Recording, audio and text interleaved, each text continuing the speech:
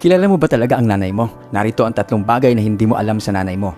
Una, ang tunay na pagod at ang paghihirap ng iyong ina. Kahit pa gaano siya kapagod, sa kabila nito, nagagawa niya pa rin ngumiti at magpapakita ng lakas para sa iyo. Maraming beses nang umiyak siya nang hindi mo nakikita, hindi mo nalalaman. Lalo na sa mga oras na nahihirapan siya financially, emotionally, and physically.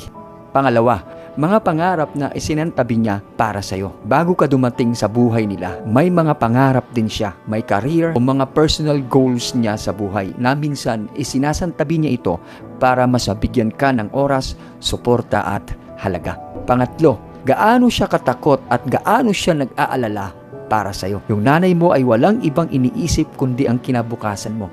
Kahit matanda ka na, palihim pa rin siyang nagdarasal para sa iyo, para sa kaligtasan at sa happiness mo. Natatakot siya sa bawat sakuna, sa bawat problema na dumating sa buhay mo. At ito ay hindi niya ipinapakita sa iyo. Alam mo, minsan yung nanay mo, nagsasawalang kibo lang yan, na kahit na nasasaktan o napapagod na sila, basta't nakikita kanilang masaya, masaya na rin sila. Kaya sa mga anak, ngayong alam mo na ang mga bagay na ito tungkol sa iyong ina, sana'y mabigyan natin sila ng karampatang pagmamahal, pagpapahalaga at pasasalamat.